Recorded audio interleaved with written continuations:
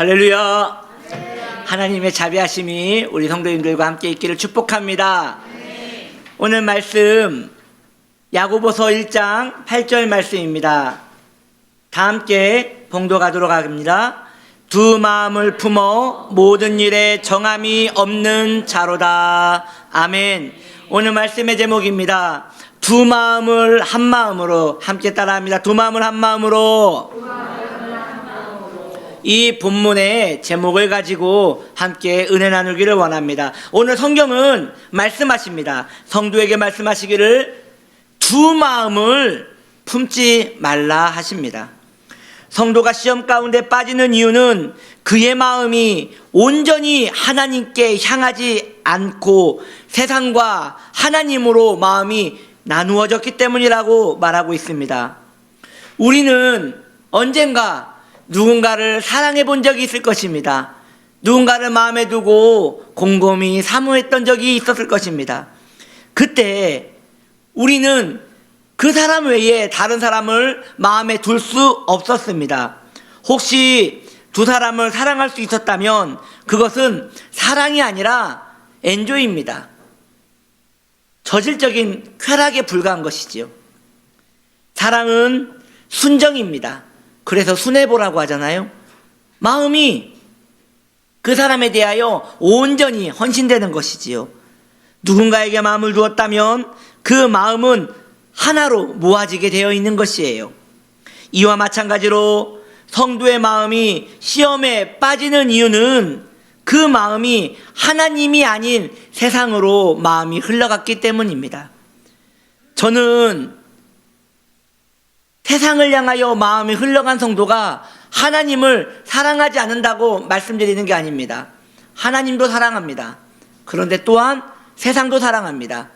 성경은 하나님도 사랑하고 세상도 사랑하는 그런 양다리적인 신앙을 자기를 사랑하는 것이라고 말합니다. 이 시류에 흘러가는 세상에서 자기의 입맛에 맞게 신앙생활을 하는 것이기에 결국 자기 자신을 사랑하는 것이라는 것이지요. 성도의 마음이 두 마음이 될 때 일어나는 증상이 있습니다. 그 첫째로 마음이 불결하게 된 것입니다. 하나님은 거룩하신 분이십니다. 그래서 하나님은 불결한 마음을 좋아하지 않으십니다. 또한 불결한 마음을 가진 성도도 하나님을 좋아하지 않습니다. 그래서 하나님과 성도가 함께 길을 걸어갈 수 없는 것이에요. 이러한 상황을 아모스 선지자는 3장 3절에 말씀하시기를 두 사람이 뜻이 같지 않은데 어찌 동행을 할 수 있겠느냐라고 우리에게 경고하고 있는 것이에요. 마음이 불결해진 성도는 그의 마음을 청결하게 해야 합니다. 성도의 마음이 불결해진 상태로 계속 이어지면 안 됩니다. 그러면 성도로서의 힘을 잃어버리고 그 삶의 중심의 의미를 잃어버리기 때문에 길을 잃어버리게 되는 것이에요. 그렇다면 성도의 마음이 청결하게 되기 위해서는 그 불결한 마음을 청결케 하기 위해서는 어찌해야 할까요? 그 첫째로 죄된 습관을 끊어내야 합니다. 전에 함께 사역했던 목사님에게 들었던 이야기입니다.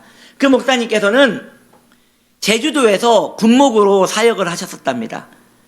제주도에 총각으로 가서 군목으로 군종 목사로 사역을 하는데 적적할까봐 성도님 한 분이 고양이를 선물로 주셨대요. 페르시아 고양이였는데 하얗고 이렇게 놔두면 꼭 담요가 하나 있는 것 같이 그 귀여운 아이였답니다. 그래서 그 외로운 마음에 그 고양이를 안고 잠을 잘 때를 같이 잤고 밥을 먹을 때도 무릎에 올려놓고 밥을 먹고 이렇게 애지중지 그 고양이와 함께 살았답니다. 그리고 그 고양이와 함께 무사히 전역을 했습니다. 전역을 하고 육지를 나와서 이제 다른 사역지에 사역을 하고 결혼도 하게 되었지요. 결혼을 하고 이 부부가 고양이를 정말 이뻐했대요. 그런데 이제 아내분이 임신을 한 거예요. 임신을 했고 이제 아이를 가졌으니 그 목사님이 그 고양이를 다른 집에 주었답니다. 왜 그럴 수 있었을까요? 그 목사님이 그 고양이 때문에, 그 고양이 털 때문에 아내와 아이에게 혹 잘못된 영향을 줄까봐 그 고양이를 다른 사람한테 주었다는 것이에요. 사랑은 두 개가 가지 못해요. 하나를 사랑했다면 하나는 불결하게 되는 것이에요. 그 사랑에 방해가 된다면 그 사랑은 버려지게 되는 것이에요. 그래서 고양이는 버려졌죠. 우리의 마음에 하나님 아닌 세상에 대한, 세속에 대한 즐거움은 그 고양이처럼 멀어져야 합니다. 우리 마음에 아기도 좋고 고양이도 좋고 그러면 안 좋아지는 거예요. 서로 뭔가 영혼에 큰 타격을 입게 되는 것이죠. 사랑하는 성도님들이요, 마음에 고양이 한 마리씩 키우고 계신다면 그거 언제까지 데리고 살겠습니까? 보내세요. 우리 집으로 보내시다니. 보내세요. 할렐루야. 하나님을 섬기고 하나님을 사랑하기로 결정한 것, 그것이 신앙생활이에요. 신앙생활이 다른 게 아니라 내가 하나님을 사랑하기로 결정한 것이에요. 결혼이 무엇입니까? 내가 그 남자로 사랑하기로 결정한 것이에요. 마찬가지예요.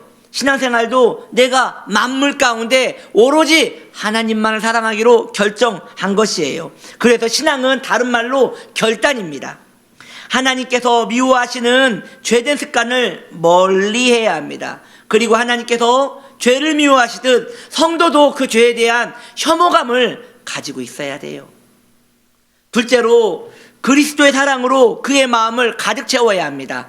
이것이 성도의 마음이 청결해지는 두 번째 방법입니다. 우리의 마음은 비워놓으면 다른 것이 들어오게 되어 있습니다. 예수님도 말씀하셨습니다. 어느 사람이 귀신이 들렸더랍니다. 그런데 어느 능력 많은 사람이 기도를 내주어 귀신이 나갔습니다. 귀신이 나가고 그 마음은 청결하게 되었지요. 비워졌지요. 소재되었지요. 그런데 놔두었더니 그 귀신이 다시 돌아와서 혼자 들어오면 또 쫓겨날까봐 그보다 더 강한 7 귀신 형님을 데리고 와서 그 마음에서 살았더라고. 그래서 그 사람의 삶이 더 안 좋아졌다고 성경은 경고하고 있습니다. 마찬가지입니다. 우리의 마음이 청결해진다는 것은 마음에 있는 것을 비우라는 것이 아닙니다. 우리 마음에 예수님을 채우라는 것이에요. 예수님이 채워지면 우리의 마음은 속된 것들이 사라지게 되는 것이지요. 우리가 이사를 갑니다. 그러면 그 집은 공실이 됩니다. 다른 사람이 속히 이사 오지 않으면 그 빈집에는 곧 습기가 차게 되고 기어다니는 벌레로 우글거리게 될 것입니다. 우리의 마음이 하나님 아닌 것으로 마음을 비워놓으면 우리의 마음은 습해지고 우울해지고 금세 어두움이 틈이 타게 되는 것이에요. 마음을 예수 그리스도의 사랑으로 가득 채우십시오. 그러면 우리의 마음에 하나님의 꽃향기가 나게 될 것입니다. 두 마음을 가진 성도의 두 번째 특징은 마음에 정함이 없는 상태라고 성경은 이야기하고 있습니다. 정함이란 배가 정착하기 위하여 내려놓는 무거운 닷과 같습니다. 그 닷 때문에 배는 표류하지 않고 그 지경에 멈추어 설 수 있는 것이지요. 마찬가지로 두 마음을 가진 성도는 자신의 마음을 하나님께 온전히 다스려야 합니다. 그래야 고정이 되며 표류하지 않는 신앙생활을 하게 되는 것이에요. 성도가 시험에 든다는 것은 표류하기 시작했다는 것이에요. 자기의 마음을 둘 데 없어서 계속 정처 없이 헤매고 다니는 그러한 신앙생활이지요. 그래서 정처 없이 신앙생활을 하는 그런 시험된 성도의 마음은 꼭 떠돌이의 마음 같습니다. 어디에 마음을 두지를 못해요. 성도가 시험에 드는 이유는 하나님을 온전히 의지하지 않았기 때문입니다. 다른 일에, 다른 환경에 자신의 기준을 두었기 때문에 그 기준이 흔들릴 때마다 자기의 마음도 흔들리는 것이에요.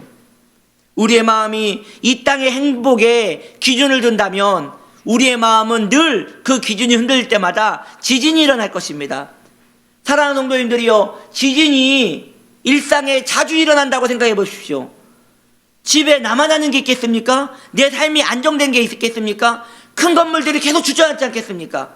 내 마음에 지진이 일어난다면 그 마음은 살아도 사는 마음이 아닙니다.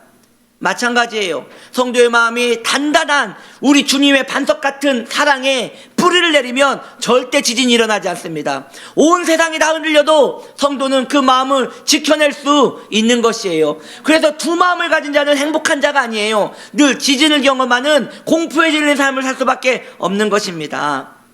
그러므로 하나님께 마음을 정하셔야 합니다. 오직 십자가에 달리신 예수 그리스도께 마음을 정하셔야 합니다. 그 외의 모든 것은 흔들릴 것입니다. 그리고 결국 길을 잃고 표류하게 될 것입니다. 여러분, 표류하는 성도는 길을 잃어버립니다. 그에 맞서 우리 주님은 우리에게 말씀하십니다. 내가 곧 길이다. 우리 주님은 잃어버리지 않을 길이 되어질 것입니다. 주님을 나침반 삼아 주님의 팔짱을 끼고 동행하는 그런 복된 성도 되시기를 축복합니다. 그리스도를 마음에 품고 하나님께 마음을 정하여 성령님의 인도를 받는 삶, 이것이 두 마음이 한 마음으로 되는 성도의 길입니다. 그렇다면 한 마음으로 살기로 결단한 성도는 어찌 살아야 합니까? 저는 여러분들에게 성결해지기를 축복합니다. 사랑하는 성도님들이요, 두 마음이 한 마음 되는 최고의 방법은 마음의 거룩함을 품는 겁니다. 거룩한 생각을 하려 하고, 거룩한 말을 하려 하고, 거룩한 것을 보려 하고, 거룩한 것에 마음을 계속 담구어 내 마음이 그리스도의 피에 늘 붉게 물들 수 있도록 내 마음을 고요하게 만드는 상태, 이것이 두 마음을 한 마음으로 만드는 견고한 삶입니다. 그러므로 부담스럽지만 거룩한 삶을 사랑하는 성도는 흔들림이 없습니다. 온전하게 한 걸음 한 걸음이 거인의 발걸음 같이 견고하게 걸어갈 수 있는 것이에요. 거룩은 하나님을 사랑하는 것입니다. 거룩은 이것 끊고 저것 끊고 모든 것을 절제하는 것이 거룩이 아니라, 거룩의 정의는 거룩하신 하나님을 사랑하게 되는 것입니다. 하나님을 사랑하면 내 안에 거룩하신 하나님이 돌아오고 내 안에 거룩한 하나님이 들어오시면 그때부터 성도의 삶은 아름다운 별과 같이 늘 소망으로 빛나게 되는 것이에요. 말씀을 정리합니다. 사랑하는 성도님들이요, 두 마음을 품지 마십시오. 두 마음은 곧 자기 자신을 사랑하는 마음입니다. 온전히 하나님만을 사랑하십시오. 그리고 하나님을 사랑하는 것은 거룩을 사랑하는 것입니다. 여러분들에게 소원이 무엇이냐 물을 때 저는 많은 소원이 있겠지만 저와 여러분이 한 소원을 가지기를 원합니다. 거룩하기를 원합니다. 성도라는 그 이름 자체가 거룩한 도민이란 뜻이잖아요. 그러니까 성도는 거룩함과 구별될 수가 없는 것이에요. 성도 자체가 거룩함이라는 형용사예요. 그래서 성도는 거룩함에서 늘 복져 살아야 하는 것이에요. 사랑하는 성도님들이요, 저를 비롯해서 모두 거룩합시다. 거룩을 바라보시고 거룩에 대하여 마음을 쓰시기를 소망합니다. 그러면 어찌해야 거룩해질 수 있습니까? 성경을 많이 읽어야 할까요? 기도를 많이 해야 할까요? 그런 게 아닙니다. 하나님을 오래 생각하십시오. 틈나실 때마다 우리 좋으신 하나님을 자주 생각하십시오. 제가 예전에 섬기던 목사님은 삶에 어려움이 찾아오면 늘 깜지를 쓰십니다. 깜지를 쓰세요. 이렇게 A4에다 놓고 같은 글귀를 계속 쓰세요. 무슨 글씨를 쓰나 가만히 봤더니 나라의 이 맛이 오며, 나라의 이 맛이 오며, 나라의 이 맛이 오며, 나라가 이 맛이 오며, 이것을 계속 쓰는 것이에요. 그분이 소망하는 것은 왜 이런 글을 쓰냐고 여쭈어봤더니 이 세상에 소망이 없기 때문에 하나님 나라가 빨리 왔으면 좋을 것 같아서 그런 글씨를 쓴다고 합니다. 거룩은 다른 게 아니죠. 하나님이 나의 나라에 오는 것이죠. 그래서 이 불완전한 나의 세상에 하나님 나라가 들어와서 모두 점령해버리는 그런 세상인 것이죠. 저도 제 마음에 하나님 나라가 점령군 같이 들어와서 모두 점령해버렸으면 좋겠습니다. 여러분도 그러시죠?